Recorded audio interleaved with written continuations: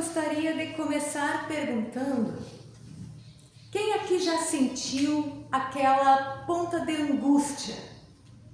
Aquela sensação de estar completamente só, desamparado, no meio de uma decisão crucial ou de um momento difícil. Na nossa sociedade, somos ensinados a ser autossuficientes, a lutar sozinhos, a resolver nossos problemas com a nossa própria força. E quando a dor aperta, quando a dúvida paralisa, muitos de nós olhamos para os lados e concluímos: eu não tenho ninguém. É sobre essa profunda e perigosa ilusão de desamparo que nós vamos conversar hoje. Nós somos espíritas e na doutrina existe um mapa, um manual para a alma, que é o espírito quando está encarnado. Esse mapa está compilado na rica obra dos espíritos que foi codificada por Allan Kardec. Aliás, vamos fazer uma breve pausa para rememorar com gratidão o nosso Hippolyte Léon Denis Rivail, mais conhecido como Allan Kardec, pois neste mês de outubro, no dia 3, celebramos a data do seu nascimento. É um momento em que todo o movimento espírita aproveita para recordá-lo com um carinho ainda mais especial. Mas retomando o nosso assunto, o nosso mapa, Kardec, em O Evangelho segundo o Espiritismo, no capítulo 28, Coletânea de Preces, dedicou uma sessão fundamental a preces para si mesmo. Orar para si mesmo, por nós mesmos, não se trata de egoísmo. Trata-se da fundação de tudo.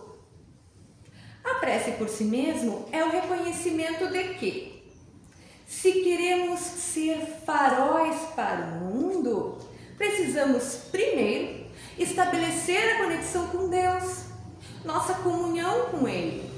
E para isso, Kardec nos ensina que existe uma ponte. Desde o nosso berço até a desencarnação, a misericórdia de Deus nos concede um ser para nos orientar. Este ser é conhecido em todas as tradições e nós o chamamos de anjo guardião, ou guia espiritual, ou anjo da guarda. O chamamos de várias formas. E esta é a afirmação de que, na verdade, nós jamais estivemos sozinhos. Existem imagens muito populares, aquele anjo com asas enormes, pairando, acompanhando as crianças que correm em direção ao abismo. Essa imagem, figurativa, obviamente, carrega grandes verdades. Como ensina Raul Teixeira, grande médium, conferencista, o anjo guardião não pode ser um ser de mesmo nível hierárquico que nós. Ele é invariavelmente um espírito de hierarquia mais alta, um irmão mais velho, um mestre, um amigo que nos guia. Mas vamos a algumas más notícias. Sim, às vezes ele é forçado a nos deixar sofrer. Forçado a permitir que tenhamos lágrimas, porque é na dor que o crescimento e a quitação de pendências de existências passadas acontecem. O bom senso, a doutrina espírita nos dizem que o nosso guardião atua como um pai amoroso, que apesar de querer a nossa felicidade, usa o recurso necessário, mesmo que esses recursos sejam a experiência amarga que temos que colher, conforme a lei de causa e efeito. Por que ele, o nosso anjo, não impede essa dor? Porque ele jamais irá interferir no nosso livre-arbítrio. Vamos pensar um pouco. Se o anjo guardião pudesse forçar nossas decisões, ninguém mataria, ninguém roubaria, ninguém trairia. Ele respeita a nossa liberdade de escolha, na certeza de que, após essa ação, nós teremos que suportar e teremos a oportunidade de reparar. E agora vamos a outro ponto bastante importante. Não temos apenas o nosso anjo guardião, nosso anjo da guarda, que é superior moralmente a nós. Nós temos também espíritos protetores, que são amigos, parentes, espíritos de elevação moral muito próxima à nossa, mas que querem o nosso bem, querem nos ajudar. Eles agem de maneira sutil. Uma inspiração para ligar para alguém, a coragem para dar aquele passo, a paciência que surge naquele momento certo. Eles, assim como o anjo da guarda, não mudam o nosso destino, mas nos inspiram a tomar melhores decisões. Mas aonde está o contato que nos liga a toda essa tutela espiritual? Aonde e como nos comunicamos com esses espíritos protetores? Reside no nosso campo mental. Allan Kardec, na questão 459 do Livro dos Espíritos, pergunta: os espíritos influenciam os nossos pensamentos, as nossas palavras e as nossas ações? E a resposta dos espíritos foi categórica: mais do que podem imaginar, a ponto de que, em geral, somos nós que vos conduzimos. Mas calma, isso não nos transforma em marionetes. Transforma-nos, sim, em antenas vibratórias. Divaldo Franco, nosso querido Divaldo, em uma entrevista concedida sobre esse assunto, anjo da guarda, espíritos protetores, explicou que a afinidade mental é implacável. Se a máxima popular diz: dize-me com quem andas, que eu te direi quem és, no plano espiritual funciona assim: dize-me o que pensas e eu te direi com quem andas. Os itens que estamos analisando hoje, do capítulo 28, itens 11, 12, 13 e 14, nos trazem que existem, então, o anjo da guarda, que é um ser moralmente superior a nós, que nós já vimos, os espíritos protetores, que são muito parecidos moralmente conosco, que nós também já falamos, e além deles, existem ainda espíritos simpáticos e espíritos sedutores. Vamos ler o que diz no Evangelho a respeito deles.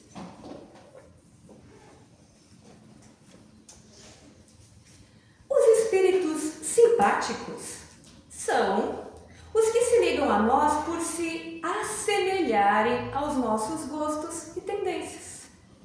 Eles podem ser bons ou podem ser maus, conforme a natureza das nossas inclinações.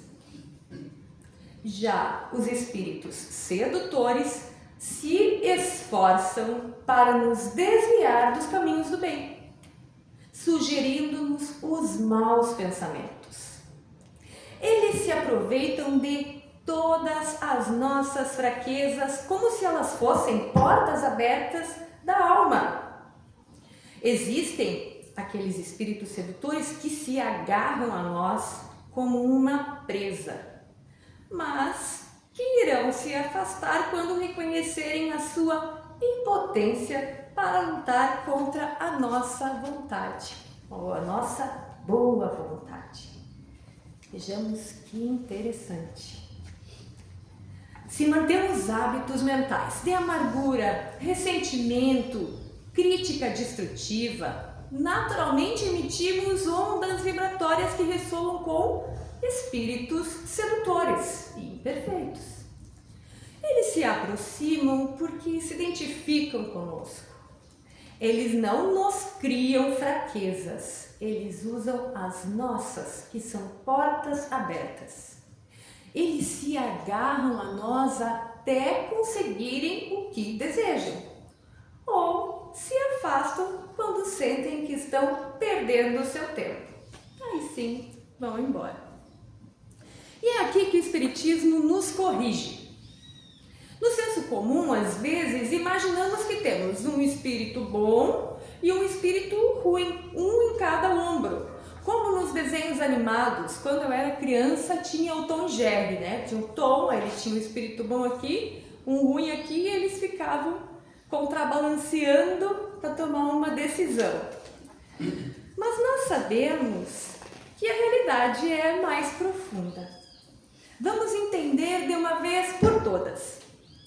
Os bons espíritos estão sempre conosco, incondicionalmente.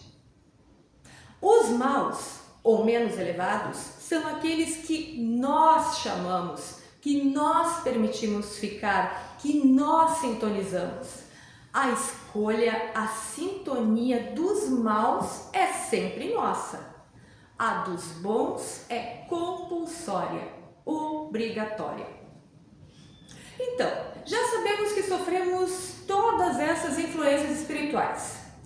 Como podemos distinguir se um pensamento é de um espírito bom, de um espírito enganador ou se é nosso mesmo?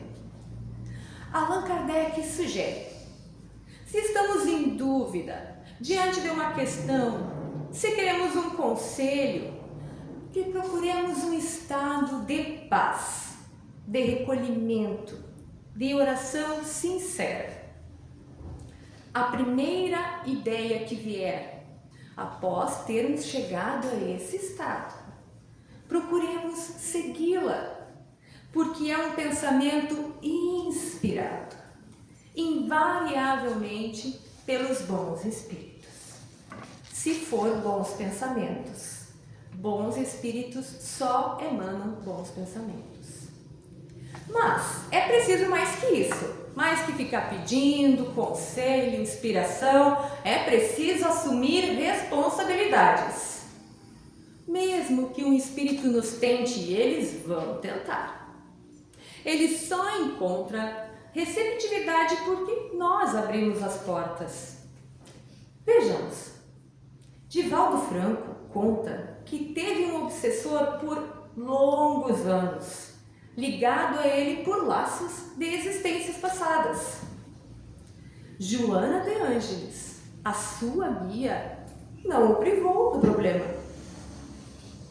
Ela o auxiliou a lidar, a conviver, a escutar com amor até que o nó das pendências fosse desfeito, através do ato de caridade feito por Divaldo. Se até um médium da envergadura de Divaldo precisou aprender a lidar, a sua lição para nós é clara: os bons espíritos não fazem por nós, mas nos ajudam em tudo que quisermos para fazermos o bem e o bom. Portanto, se o nosso pensamento é a porta, qual a chave para o contato com o nosso anjo guardião? Anjo da guarda, guia espiritual, nosso mentor. Segundo Raul Teixeira, a chave é o silêncio. Ele diz, Raul, que temos vivido em um tempo de barulho cultural, onde não conseguimos fazer silêncio mental. Nossa mente é como que os orientais chamariam de macaco louco. Saltamos de um galho para o outro, pensamos várias coisas ao mesmo tempo. É impossível manter contato com o alto nesse tumulto. O nosso anjo guardião sabe exatamente por que estamos atravessando cada questão em nossa vida, seja ela positiva ou dolorida. Ele sabe e ele pode nos auxiliar, mas para ouvi-lo, para captar o seu psiquismo, nós precisamos silenciar os nossos barulhos mentais. Raul sugere um exercício simples, mas muito eficaz, e eu diria que muito difícil. Mas vamos lá. Raul diz o seguinte: desligue o celular, o rádio, a televisão.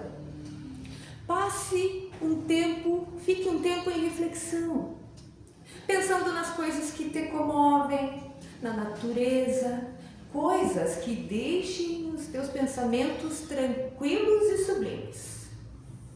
Quando o pensamento se evadir, se distrair porque ele vai, retorne gentilmente ao centro inicial. No início, esse exercício será bem difícil.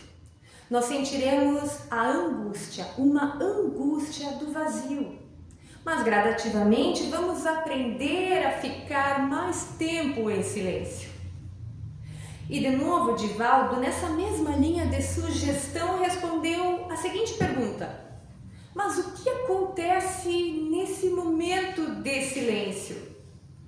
E Divaldo responde: você começa a ouvir a sua voz interior. Quando conseguimos esse silêncio, quando a ponte mental é estabelecida com o nosso anjo, surgem insights, ideias, palavras, aprimoramento. Esse estado, essa iluminação é a presença do nosso anjo da guarda, dando-nos a ideia oportuna. E é aqui que a oração ganha seu sentido mais amplo. Divaldo ainda nos aconselha: não é preciso fórmulas para fazer prece, como a gente vem estudando aqui semana após semana. A oração é abrir a alma a Deus e falar na condição de um filho que necessita da proteção do seu pai. Nesse silêncio, a voz interior, a primeira ideia, será a inspiração do nosso guia espiritual. O espírito André Luiz fala sobre casa mental. Nós cuidamos das portas e janelas da nossa casa física, bem protegidas, para estarem sempre bem fechadas. Mas por que abrimos as portas e as janelas mentais? A negligência, ao lixo mental e aos pensamentos perniciosos? O asseio íntimo, quer dizer, a limpeza mental, é o único caminho para a construção de pensamentos corretos e morais. Lembremos da sábia frase de Jesus: vigiai e orai. Vigiar é vigiar os pensamentos mesmo, porque é do pensamento que procedem as boas e as más ações. Vejamos, pessoas que cultivam ideias deprimentes estão sempre doentes, mesmo que seu corpo esteja saudável. Indivíduos que pensam de forma saudável, mesmo que com o corpo adoecido, não são doentes, estão sempre sãos. Atenção a todos nós. O pensamento em si é uma ferramenta neutra. É como a eletricidade, que pode matar, mas que também pode fazer o coração voltar a bater. O uso que você dá a ele é o que define a sua vida. Se o seu desejo é atrair os bons espíritos, crie o hábito salutar de pensar no bom, no edificante, no progresso. É a nossa conduta ética e moral que mantém a limpeza da nossa casa mental. O nosso guia espiritual, nosso anjo da guarda, nosso amigo, emissário de Deus, está sempre ao nosso lado, desde antes do berço terrestre e continuará até após a nossa desencarnação. Ele não nos abandona mesmo quando nós nos afastamos. Ele espera, como o guarda-sol, que espera o protegido voltar para a sombra acolhedora. Mas, mais uma vez, ele não fará o trabalho por nós. A nossa felicidade e o nosso crescimento dependem de uma única ação que precisa ser consciente: a decisão de caminhar para o bem, com a ajuda do nosso mentor, do nosso anjo da guarda. Por que vamos querer andar sozinhos se temos tanto amparo? Portanto, a proposta final de hoje é a seguinte: voltemos aos nossos lares e comecemos o exercício do silêncio íntimo. Vamos fechar as janelas da alma para o barulho, vamos vigiar os pensamentos com a disciplina de quem cuida de um tesouro. E, para selar esse compromisso, vamos finalizar lendo as preces, 3 preces, que Kardec nos deixou como sugestão no capítulo Preces para si mesmo.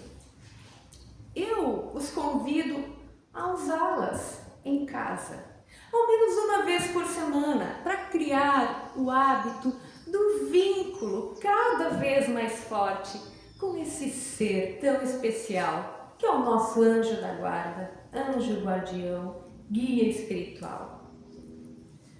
Este que nos acompanha desde que aqui chegamos e estará conosco até após a nossa desencarnação. Então vamos lá. As preces nada mais são do que um resumo de tudo que nós estudamos aqui. Vamos ver. O item 12, que é a primeira sugestão de prece, diz assim: Espíritos esclarecidos e bondosos, mensageiros de Deus, que receberam por missão esclarecer os homens e conduzi-los ao bom caminho. Ajudem-me nas provas desta vida, dando-me forças para suportá-las sem lamentações. Desviem de mim os pensamentos ruins e façam com que eu não sintonize com nenhum dos espíritos que tentam me induzir ao mal. Despertem a minha consciência para que eu perceba os meus próprios defeitos e retirem dos meus olhos o véu do orgulho que poderia me impedir de perceber esses erros e combatê-los em mim mesmo. A você, meu anjo da guarda, que tem por missão cuidar mais particularmente de mim, e a vocês, meus espíritos protetores, que se interessam por mim, façam com que eu me torne digno da benevolência que me dispensam. Por conhecerem as minhas necessidades, façam com que elas sejam satisfeitas segundo a vontade de Deus. No item 13, mais uma sugestão de prece, uma mais curtinha, que diz assim: Meu Deus, permite que os bons espíritos que me acompanham venham em meu auxílio quando estiver em sofrimento e me amparem se eu vacilar. Faça, Senhor, com que eles me inspirem a fé, a esperança, a caridade, que sejam para mim um apoio, uma esperança e uma prova da sua misericórdia. Faça, enfim, com que eu encontre nos bons espíritos a força que me falta para enfrentar as provas da vida, para resistir às sugestões que o mal oferece, a fé que salva e o amor que consola. E por fim, no item 14, uma última sugestão de prece, E eu quero aproveitar para convidá-los a fechar os olhos, que vamos já fazer a nossa prece de encerramento.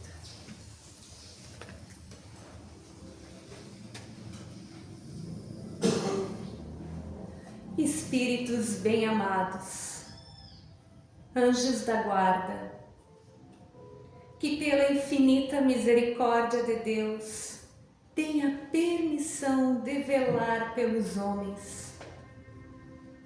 Protejam-nos em nossas provas terrenas. Deem-nos a força, a coragem, a resignação, inspirando-nos tudo o que for bom e livrando-nos da inclinação para o mal. Que a bondosa influência que irradiam penetre em nossa alma, fazendo com que sintamos a presença de um amigo devotado que vê os nossos sofrimentos e compartilha as nossas alegrias. E você, meu bom anjo, não me abandones. Preciso de sua proteção para suportar com fé e amor as provas que Deus quiser me enviar. Que assim seja.